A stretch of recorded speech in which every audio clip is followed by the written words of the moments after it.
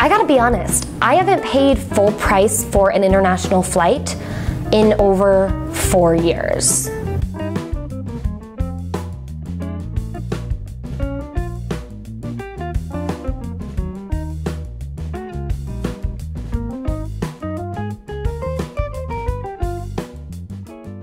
Hey, it's Tess, and this is Wander Wealthy, a community and a channel that helps women in their 20s and 30s get inspired and get results towards achieving their personal growth, travel, and money goals. I've been having a lot of conversations with my girlfriends lately all about travel. I do a lot of travel personally and professionally, and I will say it is true that I often don't pay full price for my international tickets when they are for personal matters. And that is because of a little something called travel hacking.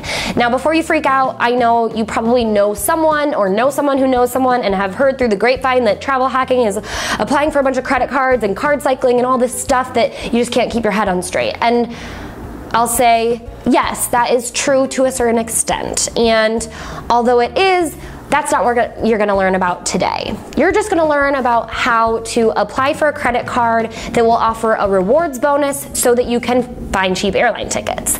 We're going to take just a chunk out of the travel hacking pie and make our next international trip a lot more affordable. Before I dive into the actual nuts and bolts of the topic, I do want to say that if you know yourself and you know that you're not really great with managing your spending or you're not really good with credit cards, then I highly suggest to do the alternative method for affording your travel. And that is to set up a separate savings account titled travel and just putting a chunk of money every single month. It can be more one month and less another, it doesn't matter. Just shove some money away for a few months and eventually you'll be able to afford an airline ticket without having to go through this. Pay attention to the type of person you are. If you're a big spender and you tend to overspend and you tend to carry a balance from month to month on your credit card or you have credit card debt, then please do not follow this tutorial. I am asking you to shut it off and just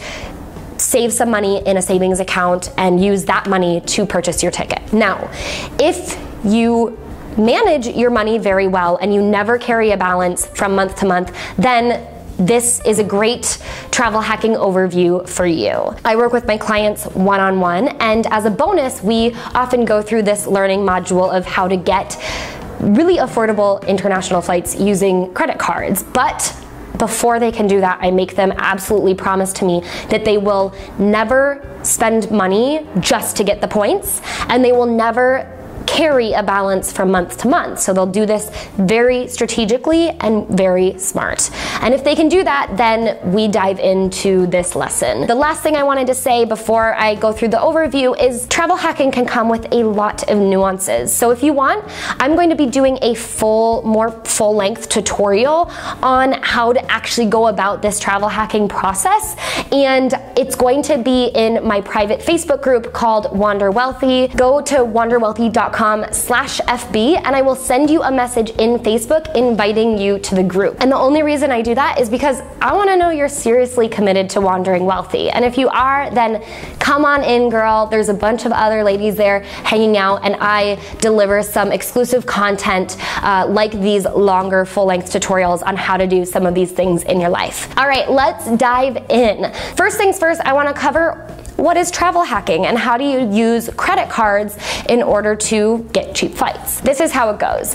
You would apply for a credit card that works with an airline that offers, as a bonus for applying for the credit card, some airline miles or airline points. Now, some of the credit cards have relationships with specific airlines and others have kind of vague relationships where they offer you points and then you can choose from a kind of a portfolio of different airlines to book your flights through. You could go one way or the other. It doesn't really matter, and you'll probably figure out once you kind of have a vacation idea in mind which card you want to apply for. All in all, you want to find a credit card that offers airline miles or airline points as a sign-up bonus. Now, you don't just get the points because you sign up. The next step in travel hacking is that you actually have to meet a minimum spending requirement.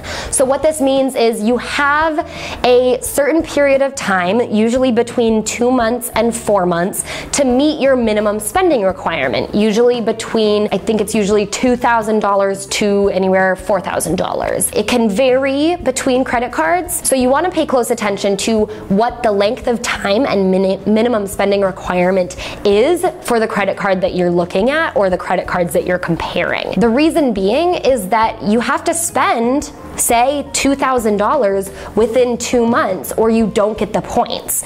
So this is a really cautious thing that I make sure to point out with my clients, is that I don't want them spending $2,000 just to spend it. I need them to spend the $2,000 on their everyday living, and if their everyday living expenses gets to $2,000 within 2 months, then we're golden. We've just gotten 50,000 or whatever points deposited into our account because we were just living our damn lives.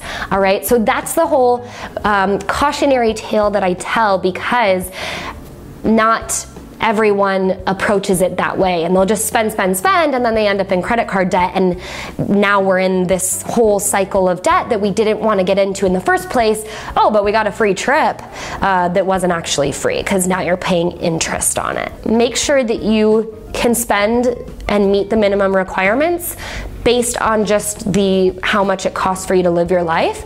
And if you can't, there are some tricks that you can do in order to meet those requirements, but it takes some planning and coordination, and so that is kind of the next level stuff that we will talk about in my fuller length tutorial. So if you know you probably can't meet those minimum spending requirements, make sure you check out my full length tutorial in the Facebook group. Now that we covered kind of the introduction to travel hacking, I want to talk about step number 1, which is making a plan and planning your trip. I want you to think out to at least 6 months from now. To be on the safe side, I would say 9 months to 12 months from now, and think about where in the world you might want to go. Once you have that down, I want you to search online for how much that flight costs in airline miles. So I just did a quick search online and found Travel Codex, and that's what I'm looking at right now, and I'm looking for a trip from Chicago O'Hare to Milan. Once I enter my origin and destination, I'm able to see how much it costs in airline miles for these various airlines.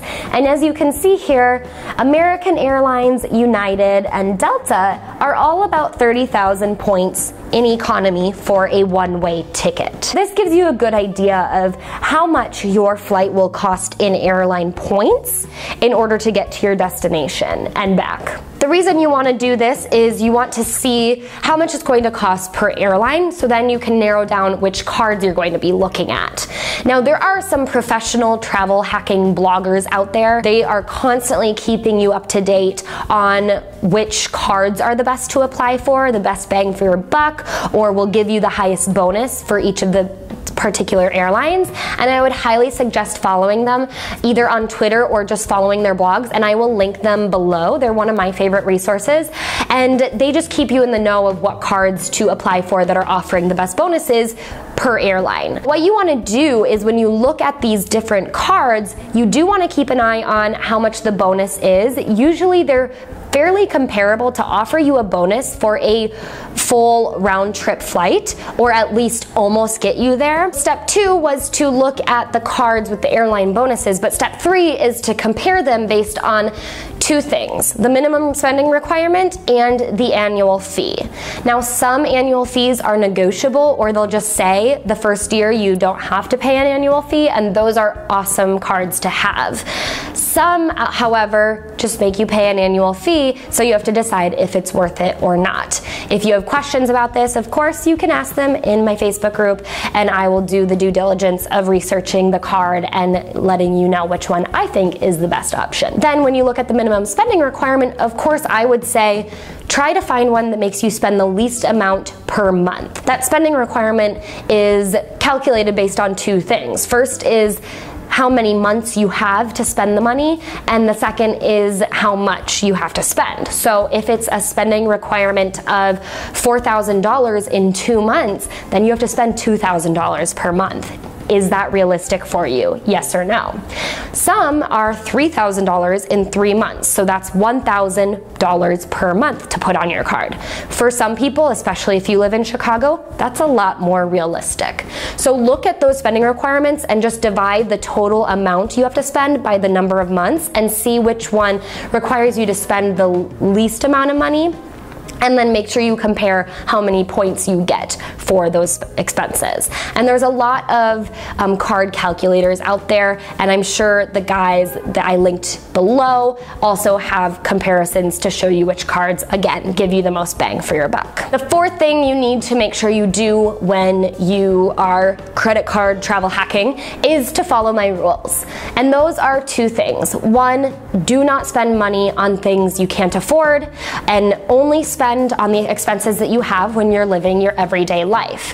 Hopefully those meet the minimum spending requirements. The second one is to never carry a balance from month to month. So if you are following my rules about not spending on things you can't afford, you should be able to pay off the balance of your card before it rolls over to the next month. Why? Because I would hate for you to actually be paying for these airline miles. The whole trick of this is to not have to pay for some airline miles and get your ticket paid for just by living your life. Finally is the booking process. So once you've met your minimum spending requirements within the months they've told you, it might take a couple weeks for those points to drop into your account. They will drop into the account that you signed up for. Then what you do is you find the time and the day that you want to fly, and hopefully it's still a few months out so you can get the best deal, especially on taxes, because like I said, it's not completely for free. You do have to pay a small sum, but that is just for taxes and fees, and that's typically going to cost less than $300. If it's a domestic flight that you're finding,